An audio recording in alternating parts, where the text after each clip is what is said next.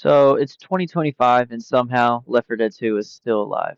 A game released back in 2009 and yet here we are, still mowing down the hordes of zombies like it's day one.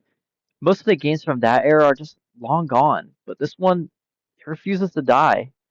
It's honestly kind of amazing. We've had, dozens of zombie games since. Back for Blood, which tried to believe that it was going to be better than Left 4 Dead 2. It never was. World War Z and the day before, but none of them hit quite like Left 4 Dead 2. There's something about it, like its pacing, its simplicity, and its chaos that just works. And with mods, whew, it's like the game's been given a second life, or you could say 15th life. So let's dive in and talk about why this 15-year-old co-op classic is still the king of zombie shooters. One of the first things that hits you about Left 4 Dead 2 is the atmosphere. Even after all these years later, it's still got that gritty, desperate energy. The world feels alive, or rather, barely alive. You've got flickering lights, rain pounding down in hard rain, the eerie silence of an empty street right before a horde. It's tense, it's immersive, and it's timeless.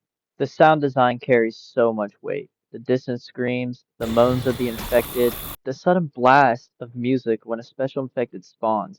Every little audio cue gets under your skin. I'd be doing a disservice if I didn't even add some of the special infected spawn cues. I'm gonna play a couple of them for you.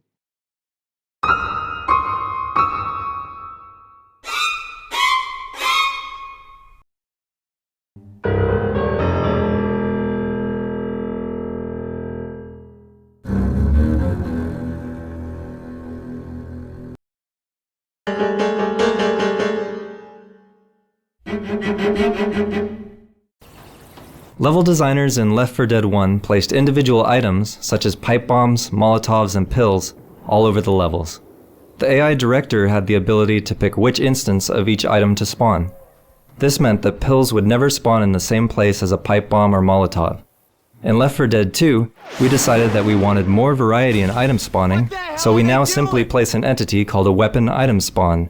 The AI director not only chooses whether or not an item will spawn in a given location, it also chooses what type of item will appear. In Left 4 Dead, our designers could place alarmed cars in levels.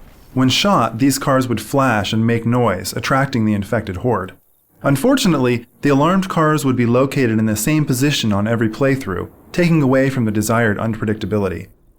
In Left 4 Dead 2, designers can now place groups of alarmed cars and let the AI director mix and match which cars have active alarms, if any. For example, in the section of the game that you've just played, there are 3 such cars whose alarm state the director can control dynamically, making this area less predictable from game to game. What you just heard right there is developer commentary about the AI director. What makes Left 4 Dead 2 so replayable isn't just its chaos, it's the AI director.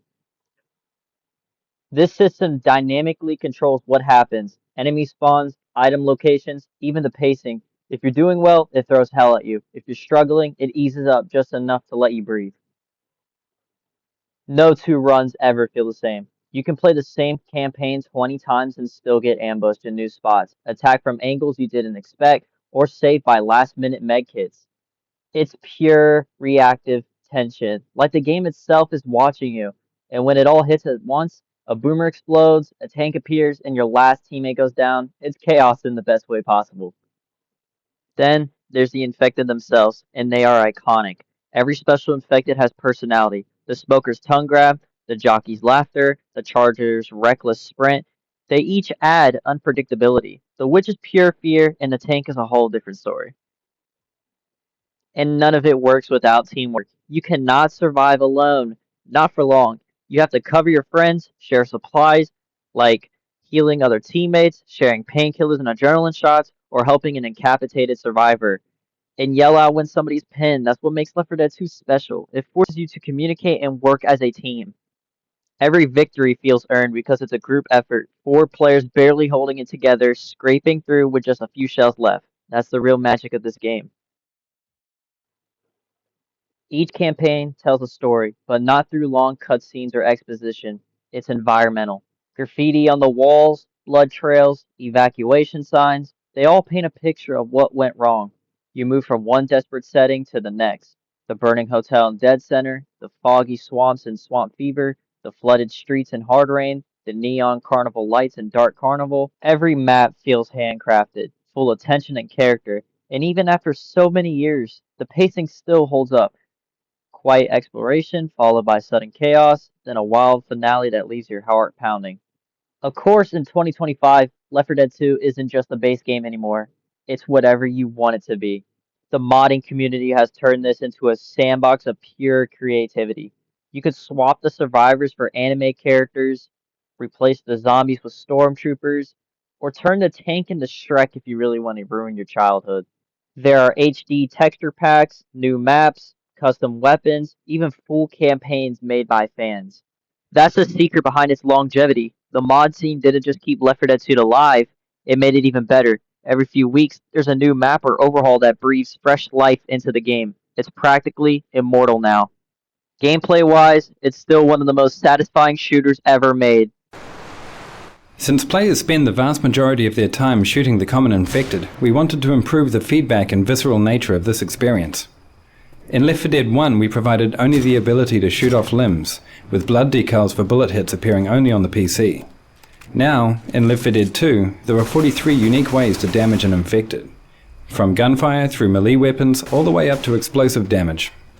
Because many of these wounds are non-fatal, players are able to wound an infected more than once, resulting in about 780 possible damage combinations. To create the appearance of a wound, we project a texture modified by an ellipsoid that culls the pixels of the wounded area from the infected, creating a cavity for the wound to fit into. To avoid memory overhead, instead of creating wound variants for each of the infected, the wounds are spawned as separate objects that work for the entire horde. Our scripting system allows us to spawn specific wounds from specific weapon hits.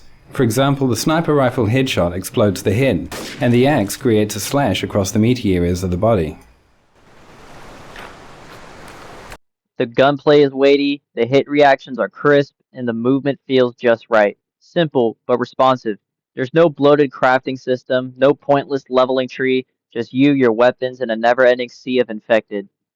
What really sells it is the pacing. It knows when to let you breathe and when to throw everything at you. That balance is rare, and it's why no modern co-op shooter has ever fully replaced it. So why does Left 4 Dead 2 still hold up in 2025? Because it doesn't try to be more than it is. It's not bloated with features. It's focused, tight, and endlessly replayable. It's built on one simple idea: teamwork under pressure, and that's timeless. 15 years later, it's still a game people come back to because it delivers fun, fear, and chaos every single time.